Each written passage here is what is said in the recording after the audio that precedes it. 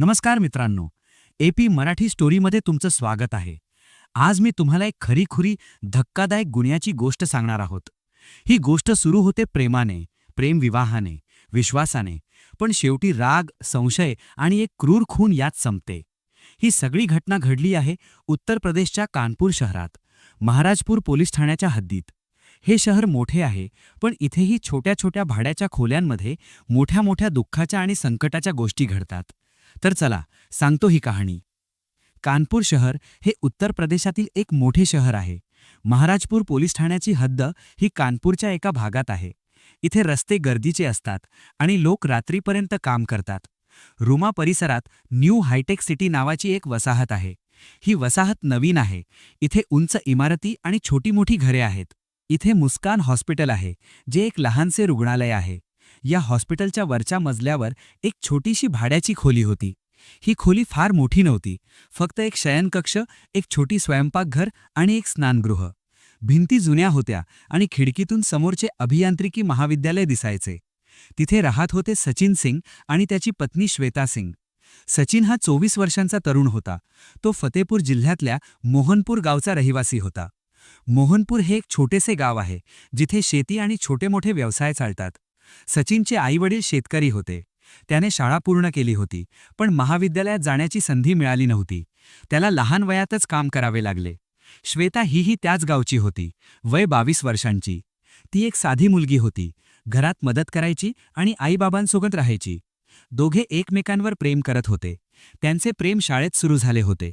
ते एकमेकांना गुप्तपणे भेटायचे, फोनवर बोलायचे. गावात अशा प्रेमाच्या गोष्टी लपवून ठेवाव्या लागतात, कारण घरच्यांना आवडत नाहीत. 4 महिन्यांपूर्वी घरच्यांच्या मनाविरुद्ध न्यायालयात लग्न केले. न्यायालयीन विवाह म्हणजे कोर्टात लग्न करणे, जिथे दोघे प्रौढ असल्यास परवानगी मिळते. लग्न झाले, पण घरातून नाराजी आली. सचिनच्या आईवडिलांनी त्याला घरातून काढून टाकले. श्वेताच्या घरातूनही तिला नाकारले. म्हणून दोघे सुरत शहरात पळून गेले. सुरत हे गुजरातमधील एक मोठे शहर आहे, जिथे हिऱ्यांच्या आणि कपड्यांच्या व्यवसायात खूप नोकऱ्या असतात. तिथे सचिनने एका खाजगी कारखान्यात नोकरी धरली. कारखान्यात तो यंत्र चालवणारा म्हणून काम करायचा. रोज सकाळी लवकर उठायचा, कामावर जायचा आणि रात्री उशिरा घरी यायचा. पण 1 महिन्यातच काम आवडले नाही.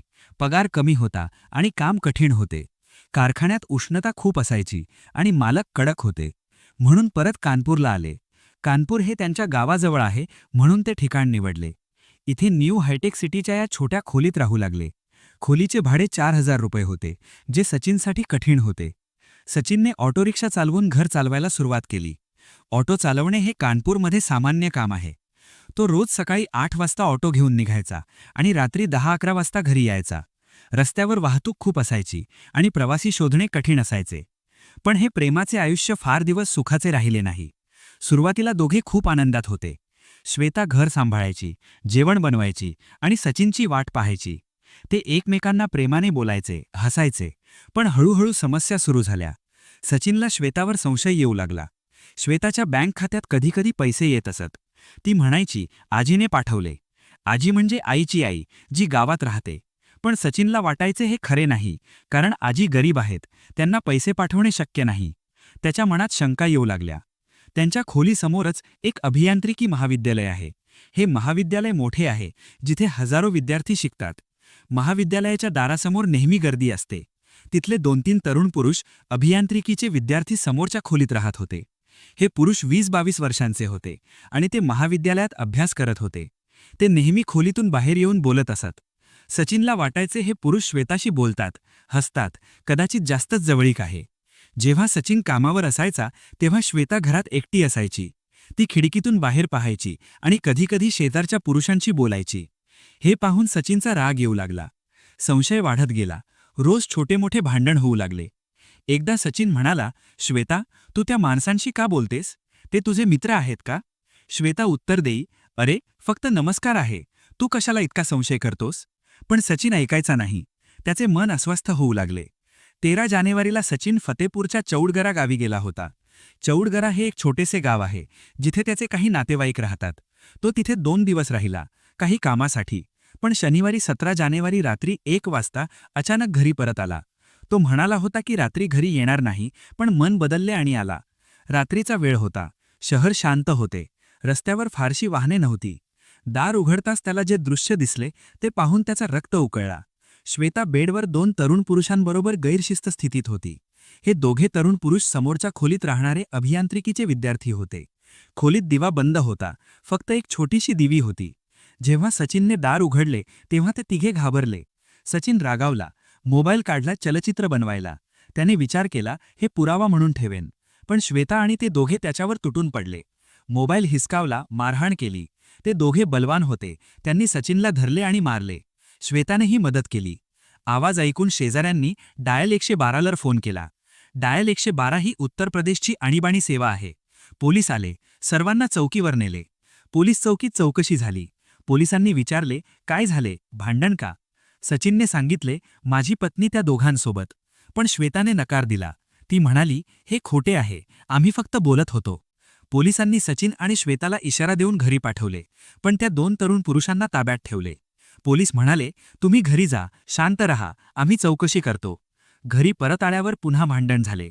श्वेताने रागात म्हटले, सकाळपर्यंत मी त्या दोघांना सोडवेन, तू काही करू शकत नाहीस. हवे तर मला मारून टाक, पण मी त्यांच्याबरोबरच राहीन. हे ऐकून सचिनचा राग उसळला. त्याने विचार केला, हे विश्वासघात आहे. त्याच्या मनात राग भरला. त्याने आपला आपा गमावला. रात्री 3 वाजता त्याने श्वेताचा गळा दाबला, जोरजोरात दाबला, जोपर्यंत तिच्या श्वास थांबले नाहीत. श्वेताने संघर्ष केला, पण सचिन बलवान होता. तिच्या डोळ्यात भीती दिसली, पण रागात सचिनने थांबले नाही. श्वेताचा जीव गेला, खून झाला. हत्या केल्यानंतर सचिन घाबरला. त्याला वाटले, आता काय करू? त्याने शवाला आच्छादनात गुंडाळून पलंगावर ठेवले.